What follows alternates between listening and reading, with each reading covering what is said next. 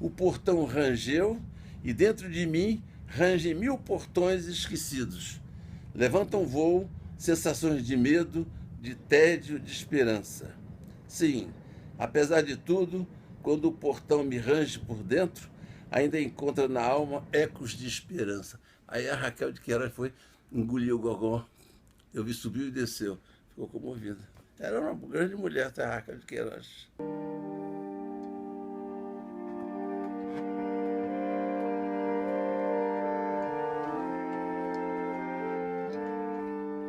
Isso como grava fica horrível. Parece uma sanfona. Beleza, hein? Ele sentia cheiro de longe, quando o camarada era um F da P, entendeu? Aí não tinha ternura, nada disso. Não, não tinha. O Nelson Rodrigues foram almoçar juntos, sei quem convidou quem, foram almoçar juntos.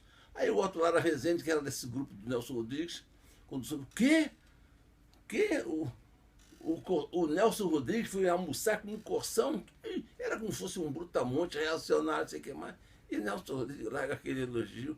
Era o homem mais afetuoso que eu já conheci, não sei o que mais. Impressionante.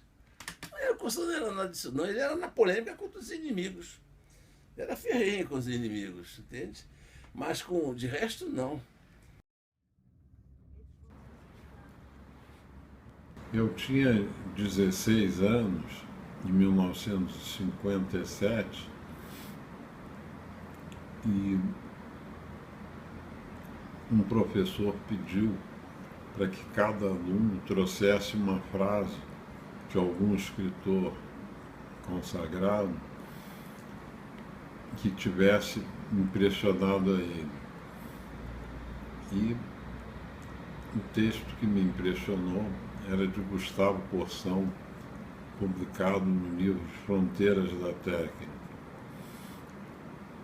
O texto era o seguinte: as lutas morais têm uma característica que vale a pena encarecer.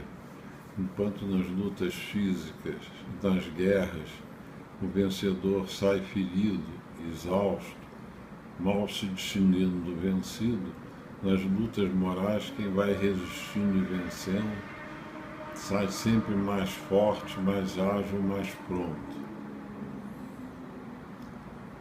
Não é o troféu, o botim que aí se visa, mas um novo vigor. E resolvi escrever uma carta ao autor de As Fronteiras da Técnica, e para ter segurança de que a carta chegaria em mãos de Corsão, eu procurei uma empregada doméstica que era muito querida na nossa casa, na casa dos meus pais, onde ela trabalhou cerca de 40 e poucos anos. Chamava-se Astrogilda Teixeira, porque ela era aluna de Corsão. Então, eu tive uma vontade de saber o posicionamento de Corsão sobre um debate que havia entre jesuítas e dominicanos, que durou mais de 400 anos, sobre conhecimento prévio de Deus e a liberdade humana.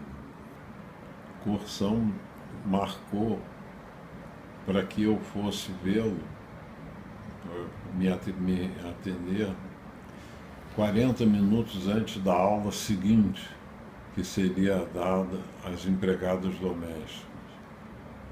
E chegando lá, conversamos durante 40 minutos, eu, um rapaz de 16 anos, e ele, um autor consagrado.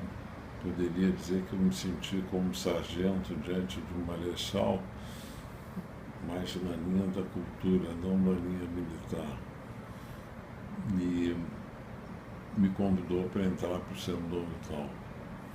Entrei, evidentemente. Tenho até hoje uma xerox da proposta de sócio, assinada como proponente por ele. E hoje sou até vice-presidente do Centro Domital.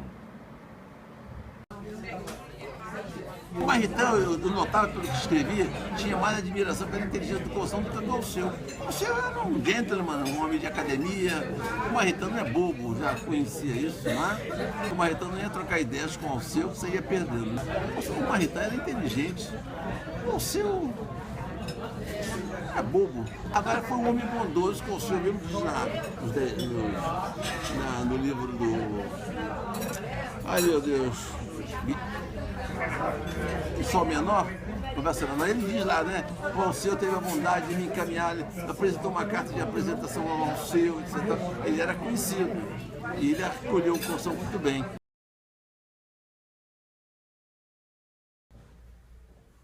Estou muito chegado a isso, no todo caso. Esse aqui é quando casamos, depois eu fiz cartões, né? Esse é um deles, ó.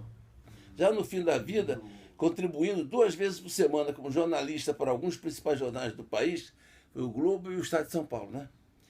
Começou a perceber que sua visão estava chegando a 1% de capacidade e apelou para Abigail, minha mulher. Filha, o Paulo poderia me ajudar a ler, para eu poder escrever os 2 artigos semanais? Interessante. E claro, minha mulher logo concordou. Sim, professor Corsão, aos sábados o Paulinho está livre. E assim foi, das 14 às 22 horas, eu tinha o privilégio de todo sábado fruir naquele manso escritório de sua casa na Marechal Pires Ferreira, logo no início dos portões. Fruir da sábia e piedosa companhia do professor Corsão. Isso durante os 2 anos, pelo menos. E que momentos! Eu levava para ler livros em latim de Garrigou Lagrange, livros de Journet, Gardel, Petitot, o Nosso Penido, além de volumes da Bach. Carregava tudo. E consultava também livros de sua biblioteca. Mas o professor Corsão parava de repente e fazia comentários brilhantes sobre o que eu lia. Coisa impressionante. Não posso guardar tudo. Outras vezes, ele ouvia tudo isso, depois ia escrever um artigo sobre uma atitude patife do prefeito da cidade. E esse assunto entrava. Entende? Como quem não quer nada. Outras vezes, ao parar, ficava pensativo. E comentando os desvarios então recentes de membros do clero, lacrimejava e até chorava de dor. Isso mesmo. O professor Corsão chorava com o que estavam fazendo com a igreja. De repente, tendo consciência, é claro, de sua pena de fogo, de polemista, e o desagrado que ela causava ao seu bispo, desabafou. Isso é depoimento que estou dando. Aspas.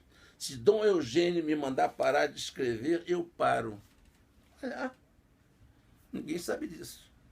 E com essa dificuldade toda de 1% de visão, talvez Deus esteja dizendo com isso que ele também quer que eu pare.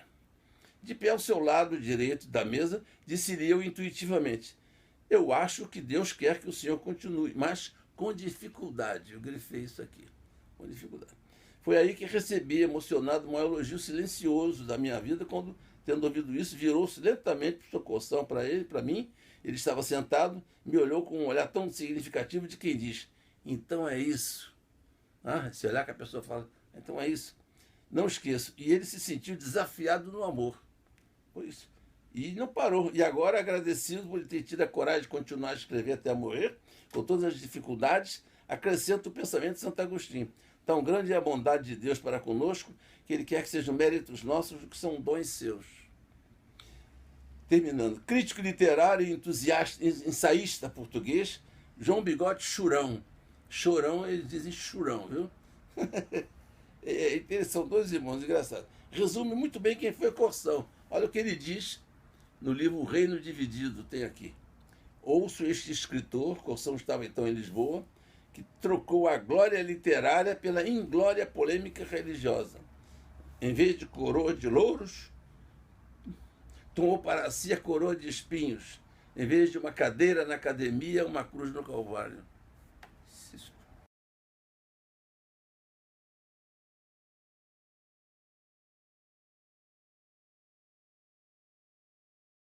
Vai sonar uma viola, vai sanfona. Vai.